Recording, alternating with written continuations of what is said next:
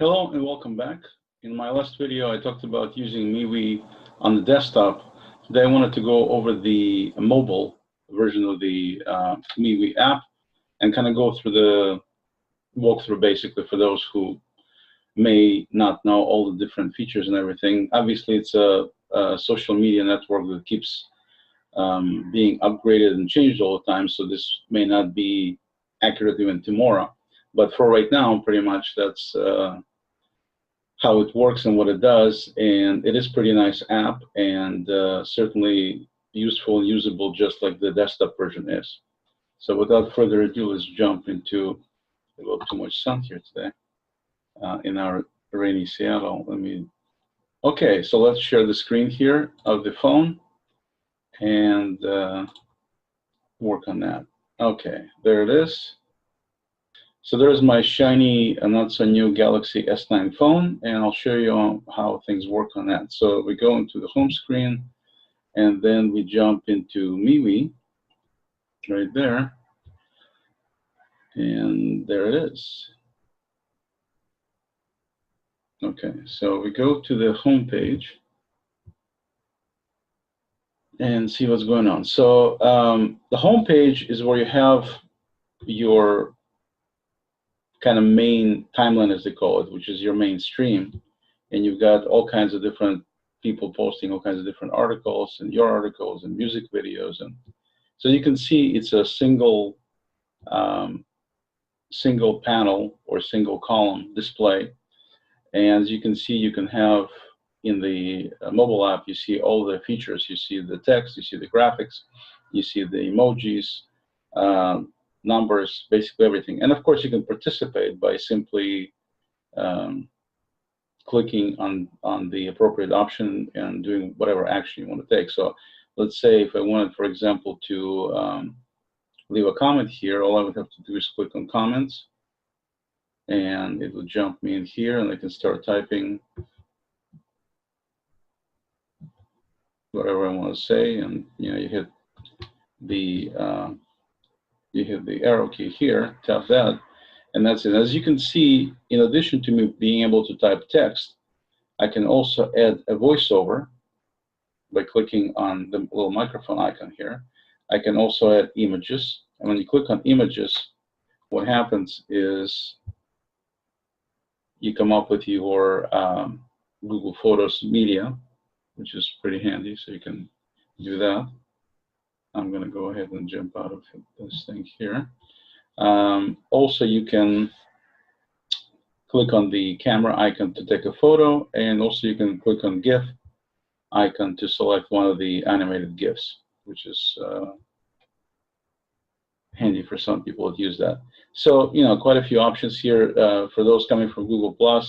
Obviously, the features are similar, with the exception of being able to actually add a voice comment or a voice message right there in the comments on the post, and everything else is pretty much similar. And you have the basic emojis right there, where you can select from some of the recent ones you've used, and you can select from fairly high number of various emojis, different topics, and they also sell packs of emojis. That's how they basically monetize their platform, by using that. And so I'm going to go ahead and back out of this comment because I don't want to pollute their post here. I'm just going to do my own post. So that's how you can comment on an existing post, and you just keep scrolling through the post here and look at your timeline to see who posted what, why, and where, and so on and so forth. As you can see, if you got some animated things, they automatically are animated, like that image right there. I'm not doing anything to make it animated. The videos, you have to push the play button to play, which makes perfect sense. So anyway, so that's the main interface there. On the bottom, let's just kind of go through the options first. So on the bottom of the interface, you can see there is next to home button, there's the collections button. And the collections on the mobile app are a little different than collections on the desktop app. The mobile app collections represent not only groups, as they call them, which are similar to Google Plus communities, but also pages. So for example, that top PCS page right there under my community is actually a MeWe page, like a which is similar, like I said, to Google Plus collections, meaning that this is something that you can populate, and all the features that go with it normally go with in terms of content you can put up, but nobody else can contribute to that particular page. So this would be perfect for using this for like a business page where you want to put information out there for people to see, but you don't want them doing anything more than commenting.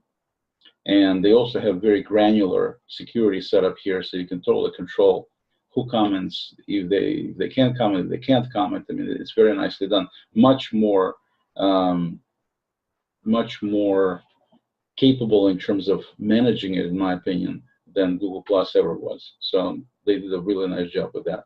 But I wish they do the same thing on the desktop app, meaning that in the desktop interface, you have a menu option called Pages, where all of these go, and then you also have a called Groups, where the groups go.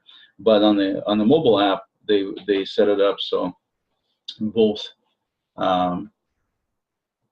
Pages and Groups are within these communities, and you can see here, you can select, like if I go to my groups, these are all the groups I belong to, including my own groups, right there.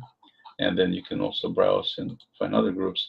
And then if I go to my pages, then these are the pages, like this PCS is my page, and then these TechCrunch and Fox News is what I'm subscribing to, other pages I'm subscribing to. Okay, at the top here, this is something that's kind of an optional section. When I say optional, it's there if there's any content for you, and it disappears if there isn't. So right now I have this Gary Larson's collection, I keep calling collection, Gary Larson's page that I subscribe to, and so it shows me there are 4 new posts there. And so what I can do, that's the little number 4 right there, indicating how many. So if I tap on it, it's going to open it up, you know, Gary Larson fans, then you have the Gary Larson cartoons there. So as you can see, this is number 1, 2nd, 3rd, and 4th. And notice now, even though I'm trying to move and scroll, I cannot scroll anymore because it only shows me what I haven't seen yet. So that's another, I think, very, very useful feature of MeWe, that you're able to easily consume the content. You know, if you subscribe to the content, you're able to consume it, but you don't need to be flipping through and trying to figure out, you know, what was the last thing I saw. It shows you right there, 4 new posts right there at the top, and then you can scroll through these 4 posts. And then when I get done, I can, at the bottom here, you can see I can go to a group by clicking on the big link below, or I can click on the little X to get out of it. And notice when I get out of it, now at the top of the screen, I don't have that indicator yet, that notification. So the idea is that if you have people in these various communities that want to interact with you and have content for you, new content, you'll see it at the top of the display there. But once you consume all of it, once you've seen everything new, then it's going to simply go away. So you can easily, quickly tell if you go to communities and the first thing you see is my pages, that means you don't have anything new. So notification system is also, I think, is somewhat superior to what Google Plus had in a number of ways. So that's the communities part. So again, it's pages and also it's groups. For those who don't know, the groups are like Google Plus communities, meaning you can have content you create, you can allow people in automatically or by approving one person at a time, so you have full control. But people are able to participate and create their own content to go into your group or community. But when it comes to pages, that's the same thing, with the exception that people cannot contribute anything other than comments. Okay, they cannot create posts in your pages. So again, that's something you might want to consider to set up for your business. That also might be a consideration, is that they also have ability to have events, like date events with calendaring, and you can set it up, you can invite people, your contacts, very nicely done. But you cannot do that with pages, you can only do that with groups. So this is something that I wish they would change. Maybe I'm hoping they would change it at some point in time. So anyway, so that's the communities. And if I go and click on my PCS community, if I go there, you can see my posts there. every post, just like on the desktop version, can have hashtags. The only problem with the interface on the app is even though you can put in a hashtag manually, they don't have a little hashtag link like you do in the desktop version. On the desktop version, you just click on a hashtag icon, and then it allows you to search for existing hashtags or create a new one, which is very convenient, very handy. They don't have this ability on the mobile app, so you can easily type as part of your content, part of your post, whatever hashtags you want, but it's not going to be, you cannot do it similarly like you can do it on the desktop app where you can just click on the hashtag link. So that's a little different from that standpoint. Other than that, it's very similar. Then we have the comments. So you just click on the comment link, and then it comes up and you can type in your comments. So here, I'm just going to leave a voice message to show you how simple this is. So I'm going to click on the microphone, and I'm going to record my message. It automatically starts recording, and I can say whatever I want, as much as I want. And when I get done, I just simply click on the right icon there to stop recording. At this point, I can play it back. I'm going to record my message. It automatically starts recording, and I can say whatever I want, as much as I want. And when I get done, I just simply click on the right icon there. Yeah, so you can see, it recorded what I said. Very easy. Not much to it in terms of how difficult it is. It's not difficult at all. And then I can, as you can imagine, that little trash can on the left allows me to delete this voice comment, or I can actually post it by clicking on the icon in the middle there. And also, it's interesting to know that you can see the duration of the message, and you can do this multiple times. It doesn't have to be just one. And so when you get done like this, then you wind up with something like this. I'm going to put in a test comment in here too. So I'm just going to pop comment for testing or something and post that. And so now we have comment, the text, we have the voice message. I can also put in comment and image. Oops, image. So I'm going to click on that, select one of the photos I just took the other day, and click done. And now I have a photo right there, and I have an image. And of course, you can select multiple photos too if you wanted to. And then if I post that, you can see it looks like this. You have the text there, and you have the image of the photo. If you click on the photo, it goes full screen. As you would imagine, click back, you're back to there. You can also add emojis, obviously, at any point in time. If I wanted to comment and put emoji on this thing with a, like this, I can just type that in, and now I have this emoji, and it shows one, meaning one time somebody emoji thumbs up. It actually keeps track of multiple emojis. So that's also different than Google Plus used to do, because there you can just type in whatever emojis. Here it actually puts them kind of next to each other and tracks them separately. So if I wanted to add this one and then add this one, you can see it says one, and if you want to get rid of it, then you click on it again, and like that. So you can have multiple emojis, and when people click on them, if they click on the existing emojis, it just adds one to the count, and so you can easily see who clicked on what. Very nicely done, very, very nicely done. And of course, people can reply, and if I type a reply by hitting the icon on the bottom right there, it's got a little arrow right there. If I click tap on that, it's going to allow me to type in a reply, so it shows me the content to the comment I'm replying to. Then you type in your reply. Reply goes here. Okay? And in addition to that, now I can obviously add an image myself, but I can also, and take a picture, but I can also record a voiceover. So I'm going to go ahead and do a quick recording for this reply. So you can actually see, you can not only put this kind of content inside a comment, but you can also put it inside replies. I mean, all of it is the same thing. It doesn't matter where you put it. So I'm going to go ahead and post that. And so now we have that. And if you jump back into the original post right there, you can see there is my original recording voiceover there as a comment. Then there's text comment. Then there's text with the image there. And if you notice on the bottom right, where I clicked on the reply, notice that it has 1 next to it. And so that number 1 right there represents that there is 1 or more replies, or in this case, it would show you if you had more. The number represents how many replies you have. So it's also a very convenient and useful feature. We, from the Google Plus community that's migrating here, many of us, we're not used to doing things this way. In other words, you don't think of replies being something that you would have a count on. You just, people have put replies and you have, you know, a zillion different basically comments going on. But the way this works is they actually put it in like a conversation. So a comment can have its own conversation and they show it separately.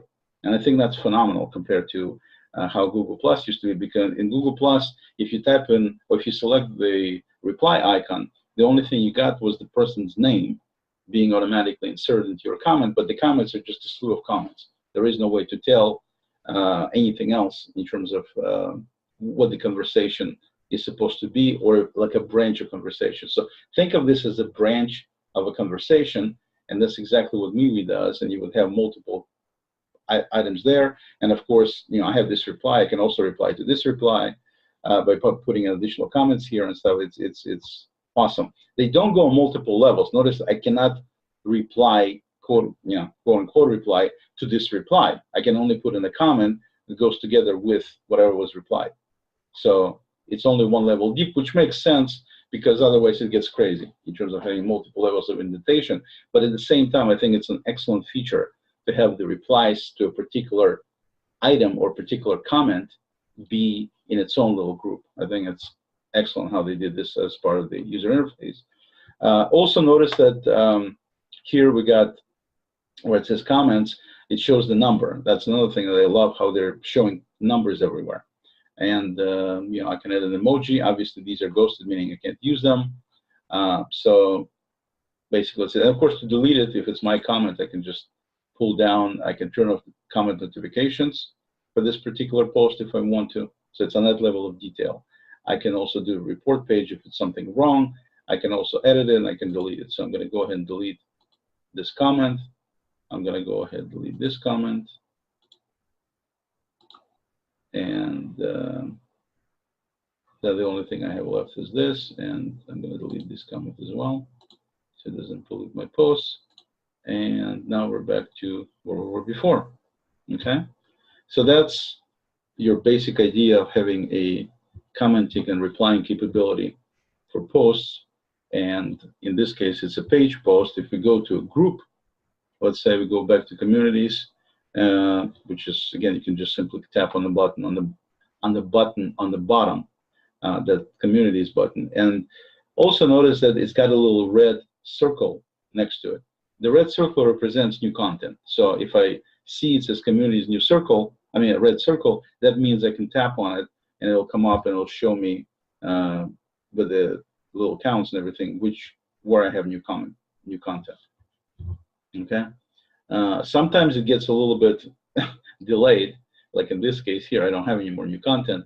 So you have to basically do a refresh and then it goes away. It just syncs every so often. And so you might be consuming your content, you know you're done, but it still shows a little red dot. So that's where you just simply refresh, you know, a little tap. And to refresh, you just pull down the screen like normally you refresh any refreshable app from the top down. So we'll do it again here. And then this little reload icon comes up and then you let go and it just refreshes and you can see it's all done. So I don't have any new content there. And if I wanted to click on any of my groups, let's see what we got here. We go to, let's click on somebody else's group. So you can see there's tons of different, you click on groups and you can do search for groups and zillion different things that come up. Let's look at Southeast Asia let's look at, yeah, Southeast Asia. One of the things that's different about MeWe compared to Google Plus is that in Google Plus, I was able to go to, as long as it wasn't a private community, which is the same what groups are here, I was able to actually see the content there because it was public content. Here, they don't do that. So the idea is that if you go to any group, some of the groups you can join, some of the groups you have to ask for to get an invite to join. Like I said, the security is much, much better on MeWe compared to how Google Plus used to be. But you cannot see what's in the group. So that's a little bit disappointing. I hope they change it because they just recently introduced the public posts for your own mainstream, your timeline. So now you can share it with not just your contacts, which are people that follow you, but also to you can share it to the public at large. So people will be able to see your post kind of for discoverability type capabilities. In this case here, I think it would go a long way to look at this group here and see what is going on. And it gives you the description here, and also it tells you how many members are. You can see there's 2,400 members in this group. Group type is travel. It says I can join or report, but there's nothing else I can do. I can't look and see what's inside the group. So what I'm going to do is I'm going to jump back here. So I go to pull down the menu and select my groups. Now it's going to show me all the groups I'm a member of, including the groups that I've set up. So let's go to my music group, Jazz Fusion Aficionados there. And as you can see, you can have polls. So you can create a poll directly in the post. That works pretty well. Let's not close this one just yet. According to my poll here, we got 4 categories, and looks like jazz funk is the most popular one out of 14 people who voted so far. Okay, and then there's somebody left a comment there, you can see there, and then we have, there's a post there. So if I click on this post, which is a video, like for example, this video here, then it'll go ahead and play via YouTube. Okay. So that works. And same thing goes with comments and here. For some reason, I think they must be making some kind of maintenance, because the share buttons are disabled right now. Normally they're not. So there's something going on. Maybe they're making adjustments. So I can't show you the share. But the share normally works similar to what you'd expect, with the exception it's only sharing on this platform itself. So I'm sure they're going to change it so you can share to other places as well in the future. So you have comments, share, you have emojis, you have your posts. Pretty simple. If you're sitting at the if you scroll down like that, you can see the little fab there, which is a little round pencil here for editing. That's to create a new. I don't know why they made it edit. It's the plus for creating new content, but that's what it is. And you can put in all these different things you can create to create your new ads. Okay, so that's that. You can also go into chat. So I clicked on the chat icon at the top right corner, and you can go into chat, and that's chat specifically for this group. You can see at the top it shows the group name, and it says it's a group, and then it has this one comment I put in. So you can have people having conversations in chat. Has nothing to do with comments and posts. It has to do with chat. That's a separate function of this particular group. So I can have people discussing things, dealing with this group that are members of this group in this separate chat area, which is really slick. You can also have regular chat discussing with anybody anything, but this chat here, where you can just get into that, goes directly into chatting for people in this group, which is very, very convenient, very handy. So that's the kind of walk through the communities part. In terms of the next icon at the bottom there is the chat. Since we started talking about chat, that just allows you to go and look at chats for groups, which are at the top there. And also you can just do chats with individual people. Let's see, using my, for example, Michelle here, one of my friends from Google Plus from France. So here's an example of conversation with him. I got to be careful showing his stuff because he used to be a sniper. We don't want to irritate anybody like that. But there is Michelle, and if you want to look at group chat, you go like there is a group chat from my Camera Amiga group, and people discuss different things. You can kind of see all kinds of content. You got emojis going on. You got pictures inserted. You got links. you know, and of course, if somebody puts in a link, you click on the link and it opens it up as you would expect. So all of that works really, really nicely and very convenient, very cool. So you can chat with individuals, you can chat with whole groups of people. Very convenient, very handy. You can just create a new chat by clicking on the chat there, and you can do several things here where you can do video call, voice call, secret chat, regular chat, and close it. So let's talk about this for a second. So video calls and voice calls is something that they use also to monetize the platform. I mean, we creators do. And so if you want to be able to do this, they will let you do, let's see if I click on make a call, voice and video, it'll give you the screen that says that you get the highest quality video and audio calling on the planet, which may be a little bit over the top there with that kind of comment. I haven't actually tried it, so maybe they are right. I'm not sure. But it says you can try it for free for 3 days, and then if you like it, you're only paying $1.99 a month to have both capability, both video and audio calling. If you don't like it, then obviously you don't have to use it, and you don't have to pay for it. So it's one of these things that I think would be very convenient, useful to have that as capability. Plus, if you buy it, you support the platform, which I'm definitely planning to do, because I don't want you know, something that capable to be going the way Google Plus public site is, which means it's going to be shut down. So definitely I'm going to support these guys because I think they did a fabulous job putting this together. So that's the voice calling and audio calling. Also, they have the secret chat, which is another thing that they enable you to do. I think you can, I don't know if that's a separate purchase. Yeah, it's a secret chat is currently set up on a different device. If you move secret chat to this device, you will no longer be able to send secret chats. Like move secret, okay, so I initially apparently went into it to check it out on my desktop, and so it's doing it on a what they call P2P, you know, totally encrypted level where it's completely secure. But they only do it between 2 different devices, and you cannot do it between more than 2 apparently. So on your end, that is, you can do it with multiple other people, but if they have the same capability, but it has to be on a particular device on your end. At least for right now. So I'm gonna move it to here because that's where mostly I live, and see also they're using that to monetize too. Gives you latest end-to-end encryption, no BS. That's their motto, MeWe, no BS, which is excellent. And then of course they do a little jab into Facebook by saying WhatsApp actually tracks what you're doing, even though it's supposed to be secure. So that's pretty cool. So that's what the secret chat is for. And when you do create, go into chats and you want to do some talking to people, let's say that, let's say I wanted to talk to, there's my buddy Mark.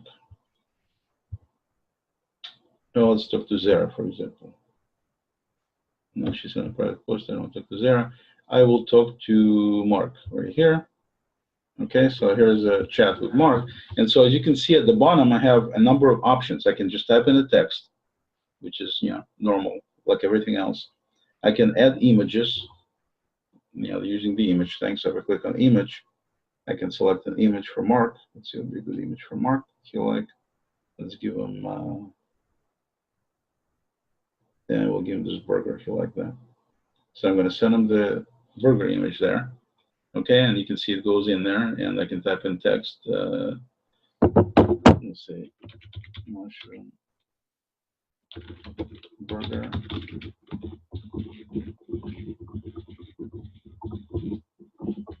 And I can put in, I'm so used to typing emojis manually. I'm going to click on the emoji icon here and put in one of their emojis. And then we'll just hit enter.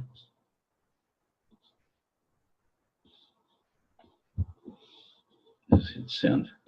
Okay, so now Mark got a message and he's got an image. And as you can see, when he types, it goes on one side. You can see his icon next to his post. And then on my side, on the other side, is my icon and what I sent to him. So it's very easy to tell what's what, even on the phone. You can also send, pictures by, take a picture by clicking on the camera, the usual deal, and then GIFs for animated GIFs. If you click on this little triple ellipsis thing, then you get ability to send your current location, which could be handy. You can share any location. It doesn't have to be your location. And so if I do share location, and let's say we search for, and it goes right to Google Maps, Pepper Dock Restaurant, which is where this burger came from, I can send that to Mark like that. And so next time he's in Seattle, he knows exactly where to find this kind of burger. So that's pretty handy. And also you can send a file, which I haven't done yet, but I'm assuming it's pretty easy. And you can doodle. So that's like in the Hangouts, or I can say,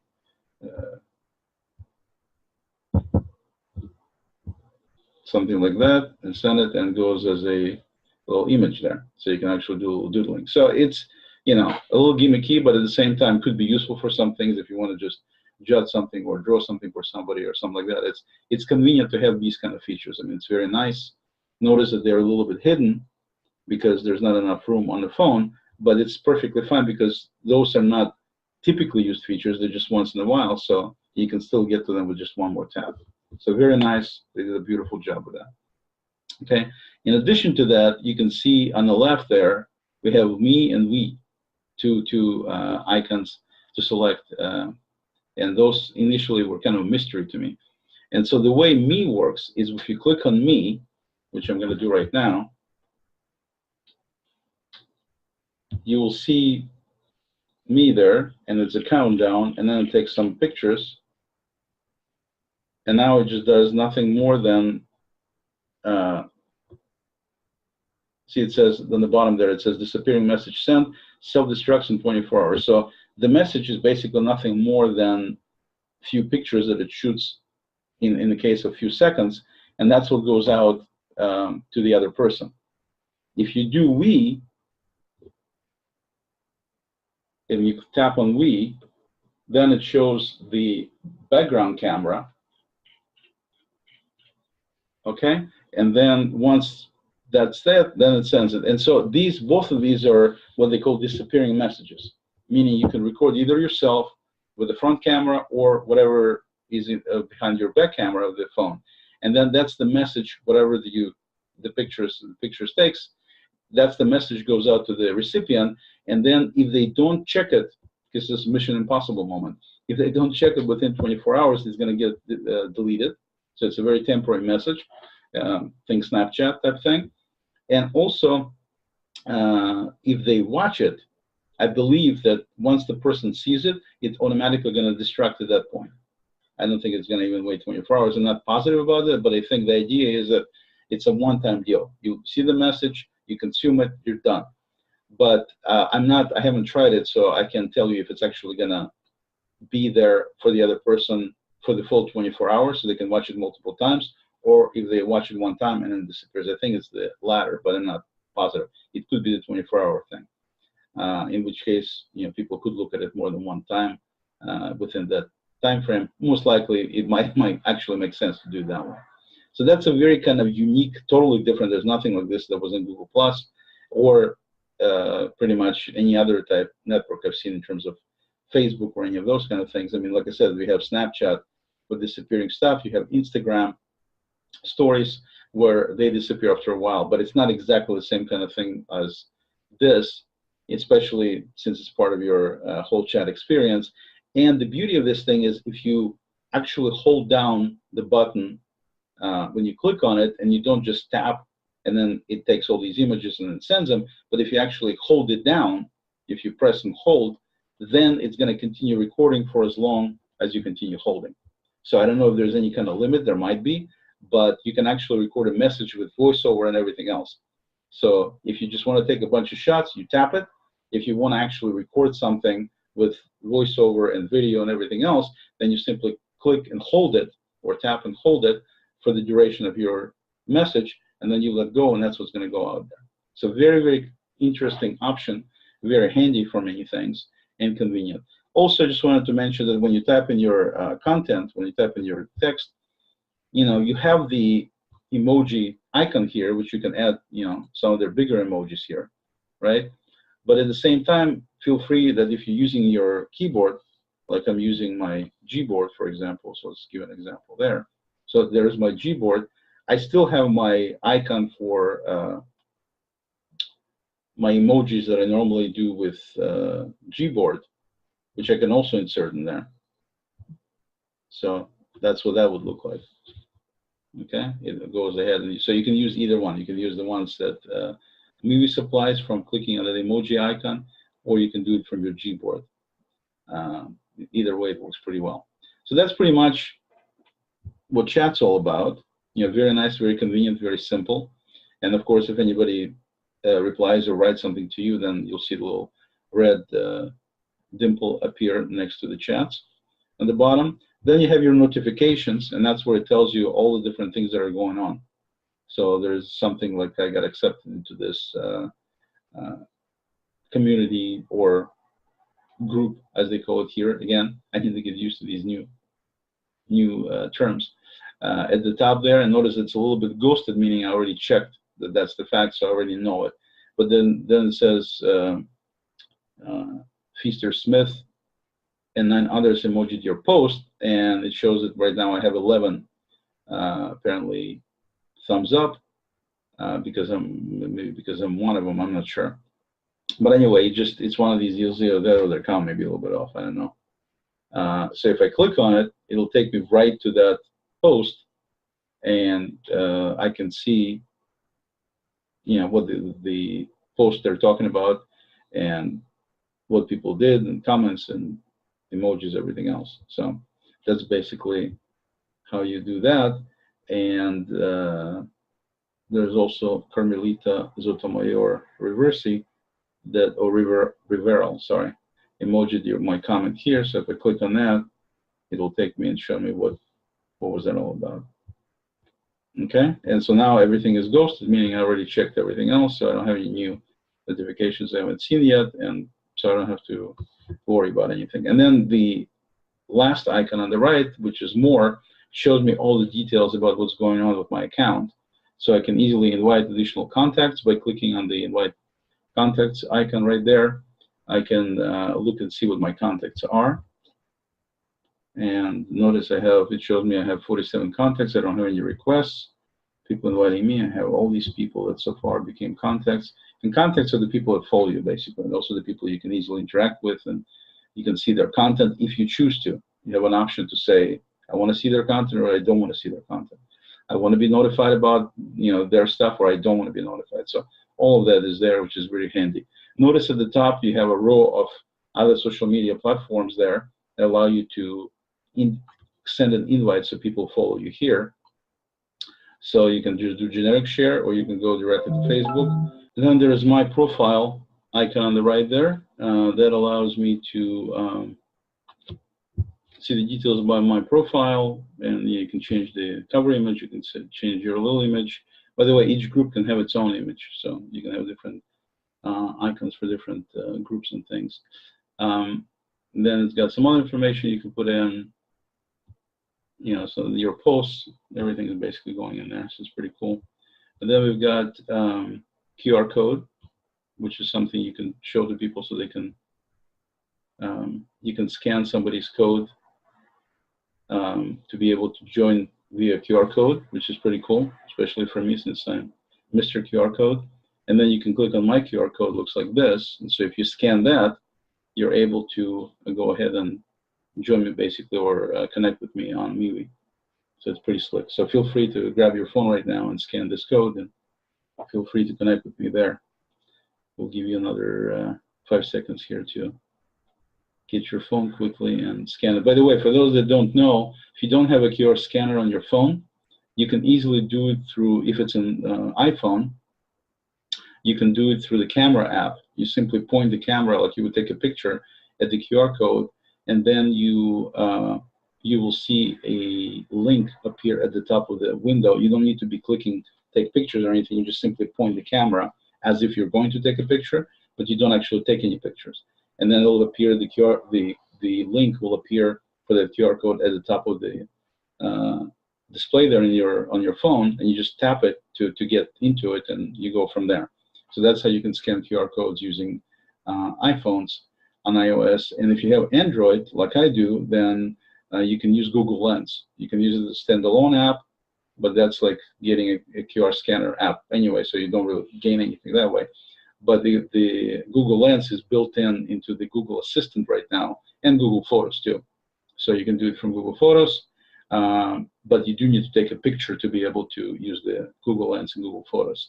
It's not as convenient yet as on iOS, although on Pixel 3 phones, it is just as easy. My understanding is the new camera app on Pixel 3 and Pixel 3 XL from Google does allow you to have the same capabilities where you just simply point and it'll show the link. Hopefully they'll bring it to all the rest of the Androids. But for now, you can click on the tap and hold the home button to go into your Google Assistant, or you can just say, okay, Google, and I shouldn't have said that, but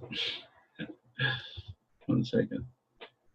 And then you can select the Google Lens icon from there, and then it's going to go ahead and scan the code. So you don't have to take necessarily pictures or have an app. You can just use Google Lens capability within Google Assistant or Google Photos to be able to scan this code. Okay, with that said, hopefully we had enough time. Let's move back here. We have my account, which has a bunch of personal information there. You can have as much or as little as you want. You can send them feedback, and I've sent them a couple of little things, and they seem to be responsive. You also can go to MeWe Store. If you go to MeWe Store, that's where they sell. That's, again, how they monetize. So you can buy the voice and video calling, like I said, for $2 a month. Secret chat is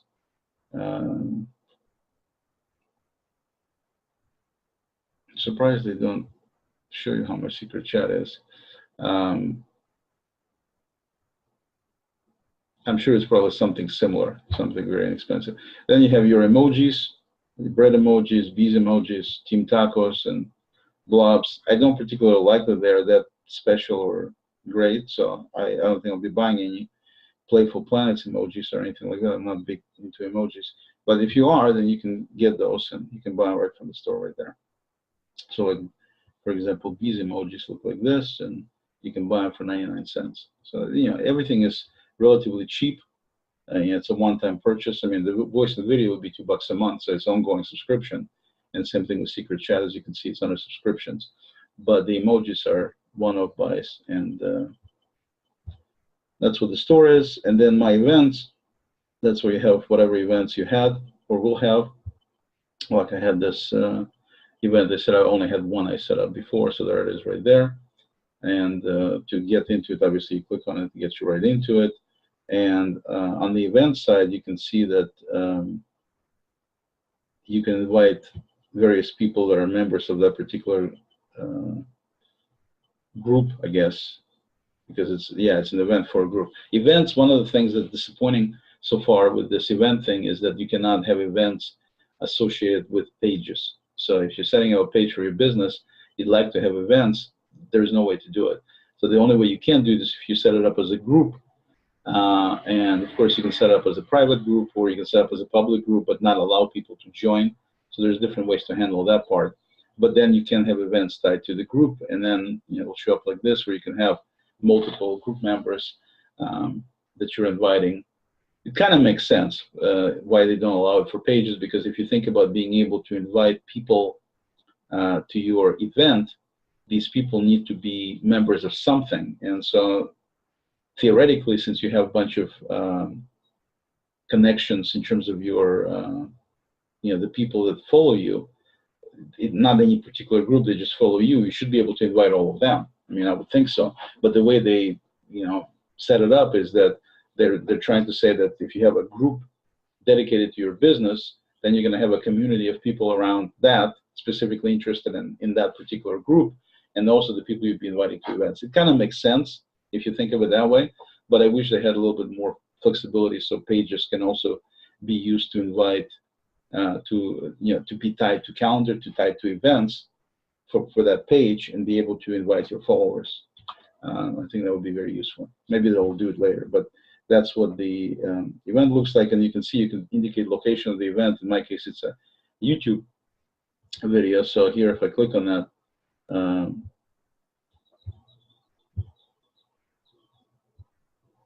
no, I guess I can't click on it. So on the desktop, I can click on it, but on the mobile here, it looks like I can't. Interesting. Yeah, I can't click on it. Very interesting. All right, so we'll get back out of here. And it does let me go to the calendar if I click on the date, as you saw there, but it doesn't let me click on the, yeah, YouTube video doesn't let me do it. Interesting. Okay, so that's the tie-in to that. Also notice that they don't have a way I can add a new event from here by being in events, but if you go to here, the only way you can get to events is from this last panel, this more panel, which kind of doesn't really make any sense to me because events are pretty important, and you would think events would be part, you know, they would be somewhere on the bottom there, so maybe they'll add it later. But right now, the only way you can, if you just look at the main navigation, let's say you go home, you know, you have your main navigation there. The only options you have are communities at the bottom, chat, notifications, and then more. And the more is where the events are. So I guess I can kind of see their thinking there too. But they're kind of making it as a secondary thing, and I think it should be made as a primary thing, in my opinion. But that's that. So that's the more menu, and that's pretty much it for the interface and for the functionality of MeWe. As you notice that when I get into it, I had a little red dot next to the home button at the bottom there. And so when I clicked into it, you can see I have some new posts there, and you just go through it however you want to consume it. But the thing I wanted to point out that it's pretty quick. As you can see, when I scroll through it, it's very responsive. If I wanted to click on this article, I click on it. It'll open it pretty quickly too. First, it opens YouTube in this case. So no problem there. If I go and click here, I don't know what this is, shows the picture. If I click on the some kind of group, yeah, so she's inviting, it's an invite to go to a group called Music That Moves My Soul. 11 members, so we'll see later on, see what it is. But like I said, the biggest problem I have with these invitations is you can't really tell what the group is about. It just says, you know, anyone can join and share music notes, links of their own creations, but it's, you know, a lot of times you actually want to see what people post to make a determination whether you want to join it or not. Of course, keep in mind that you can join any group you want. Well, in this case here, it says apply, which means you can't just simply join it. You actually have to apply to join the group. And a lot of these groups, when you set up new groups, you can indicate if you want to have them public or private. And if you make them public, you can actually add, I think, up to 4 questions that people get asked, and then the moderators or the owners can see before they approve or disapprove you. So you can make it so people automatically can join a particular group, but they still have to fill out these questions, and which you can have, you know, as little as 1 question, or they have to wait for they can say I want to apply, but doesn't mean you're going to be accepted. So it's very nicely done from a security standpoint. Of course, you can always kick somebody out if you let them in and then you decided they're not going to be worthy, then you kick them out. Again, going back to the discussion here, that it's very nice how they set this kind of capability up, with the exception of the fact that you can see the posts in the group. So that's that. And I think that's pretty much it. I think I covered pretty much everything there is to cover. If you have any questions, feel free to leave them to me on MeWe, or until Google Plus dies completely on the public side over there. You'll also be able to find me on the G Suite side, so feel free to connect there.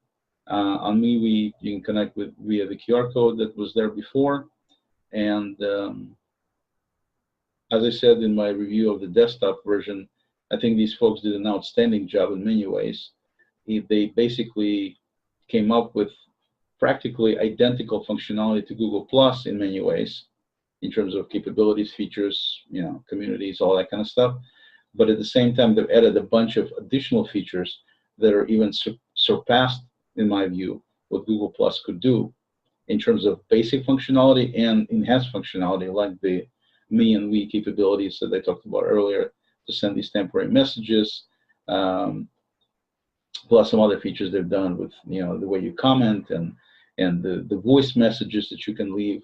I mean, it's a totally different way to use and communicate with people, and it doesn't detract at all from, you know, people were saying on Google Plus, you had this amazing community of people, you can do blah, blah, blah. Yeah, you had an amazing community of people and they did a lot of stuff, but it had nothing to do with Google Plus per se. It was just a very convenient tool to use to disseminate information, and it was nicely done. It looked nice, people liked it, so a lot of people joined it. Not to say that the reason the information was so phenomenal or some of the content was so incredible was because of Google Plus. It had nothing to do. It was just a tool. I mean, you could post the same information on Facebook. You can post the same information on other places. Can't do it on Twitter because of the limitation of size, but certainly there's other software out there, you know, including your own websites, blogs, where you can be doing this, and, you know, it's not a problem. So it's, you know, with all my respect for Google Plus, and I did love it, and I did use it since the beginning, this particular platform here is just as potent as Google Plus was, even more so in many ways. And of course, the biggest benefit to it compared to Google Plus is that this will actually continue, hopefully, for many years to come. And hopefully these people, because this is their only product as far as I know, I don't think they're going to be doing what Google is doing, killing off its children because they feel like it, regardless of how many hundreds of millions signed up for it. So as my friend David Amerlin pointed out, that, you know, there's major erosion of trust for Google because of what they're doing with killing some of these services. And I couldn't agree with him more. There's definitely erosion in trust, not to the point where people say they're not using any Google services any longer, you know, forget Google. So people are not doing that, but people are definitely irritated, and people are definitely not happy with you know, the way Google Plus is shutting down, why it's shutting down, things like that. So we don't really have any beef, substantial beef to have with Google, because they didn't charge us anything for it. So, I mean, they spent a ton of money, they spent a ton of time and resources, and now they're shutting it down. Definitely their decisions, their product, their company, they can do whatever they want, especially with a free product. But at the same time, it definitely leaves a bad taste in your mouth, and no question that my diehard support of Google, no matter what in the past, has left me a while back. You know, after they killed Spaces, and after they killed Wave, and, you know, they killed the Reader, and many other things that they've killed, including now killing Google Plus on the public side.